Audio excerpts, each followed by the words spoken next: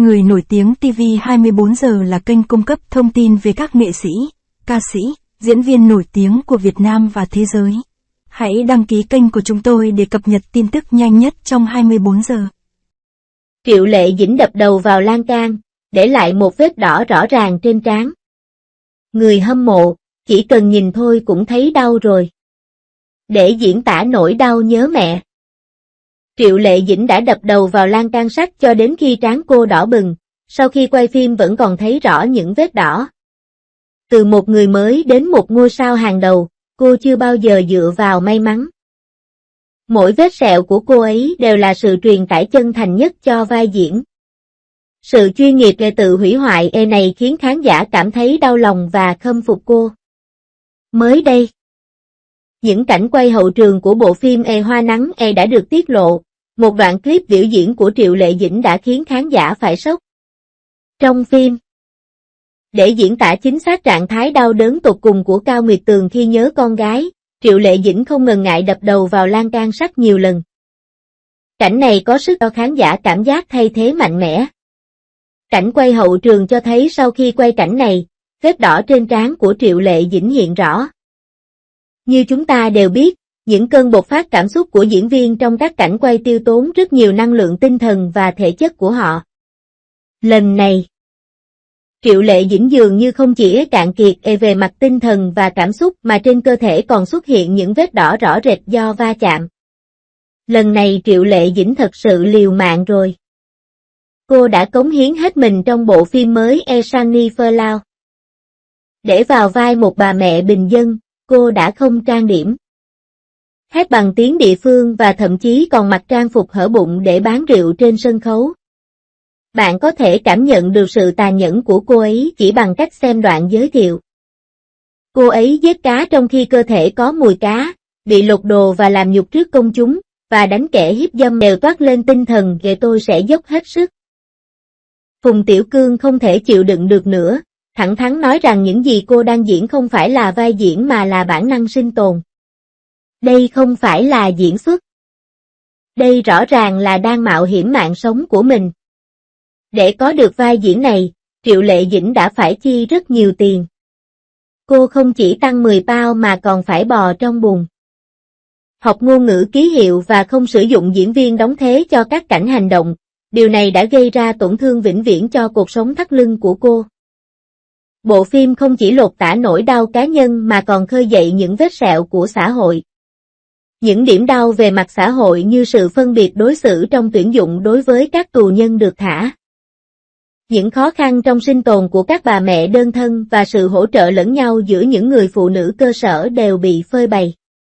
Cao Nguyệt Tường, do Triệu Lệ Dĩnh sinh tồn ở tầng lớp dưới cùng của xã hội, từ việc bị giam cầm đến trở thành một nữ tiếp viên để kiếm 200.000 nhân dân tệ để cấy ghép ốc tai điện tử cho cô con gái khiếm thính.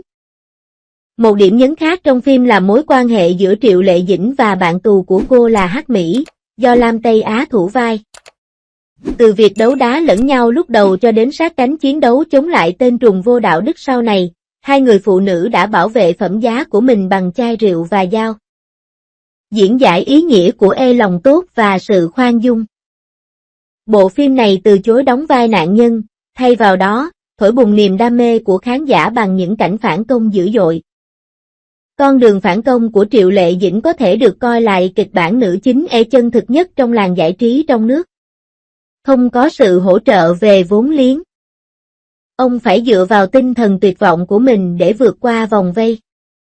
Hiện tại, doanh thu bán vé trước của rất có thể đây sẽ là trận chiến then chốt giúp Phùng Tiểu Cương giành được danh hiệu nữ diễn viên chính xuất sắc nhất.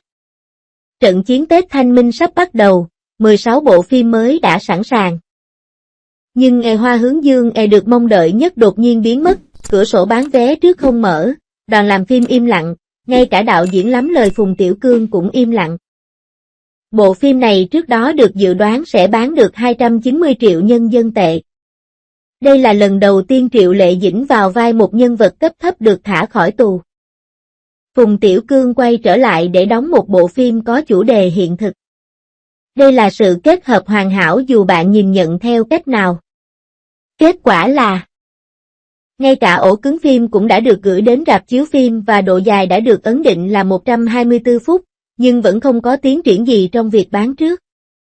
Điều này thật kỳ lạ. Anh Phi cho rằng Nghệ Hoa Hướng cùng Tiểu Cương và Triệu Lệ Dĩnh sẽ rút phim khỏi lịch chiếu. 01. Dự báo không như mong đợi. Trước tiên chúng ta hãy nói về dự đoán 290 triệu này. Việc đưa ra dự đoán trong ngành công nghiệp điện ảnh không chỉ là việc đoán mò. Nó phụ thuộc vào các chỉ số cụ thể như điều kiện thị trường, mức độ nổi tiếng của diễn viên và trình độ đạo diễn. 6 hãng truyền thông lớn đã tính toán về Xuân Phao. Với mức thấp nhất là 200 triệu và mức cao nhất là 290 triệu.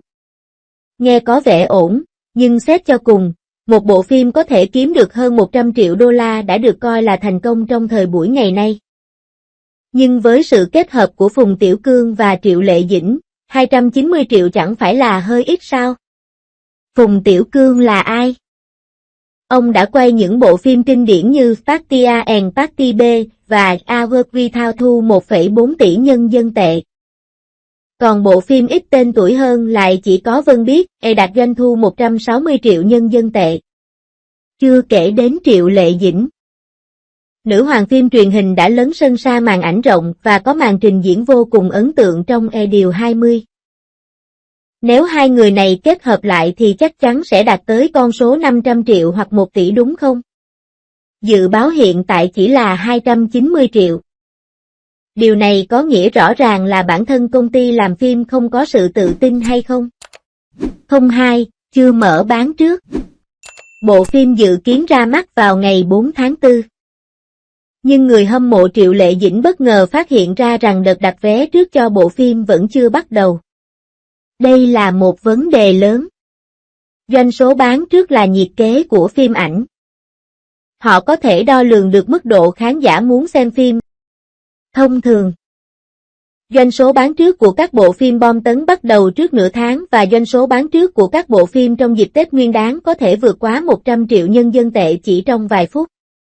Hiện tại, doanh số bán trước của Tình Yêu Không Lời của Trương Nghệ Hưng đã vượt quá 10 triệu, phim cũ của Vương Nhất Bác chiếu lại có thể bán được 2,24 triệu. Nhưng Hoa Hướng Dương thì giống như cỗ máy đông cứng, không có động tĩnh gì. Điều kỳ lạ hơn nữa là rạp chiếu phim đã nhận được ổ cứng của bộ phim và độ dài của bộ phim đã được tiết lộ. Điều này giống như cô dâu đã mặc váy cưới nhưng đột nhiên quyết định không tổ chức lễ cưới. Bạn không thấy lạ sao? Có thể có 3 lý do cho điều này. Đầu tiên, chủ đề này là một thảm họa. Bộ phim này kể về một người phụ nữ được thả khỏi tù và tiếp tục phạm tội để có tiền chữa bệnh cho con gái, về xã hội. Gần đây, Tenet Typhoon đã bị thu hồi vì đề cập đến vấn đề nhạy cảm.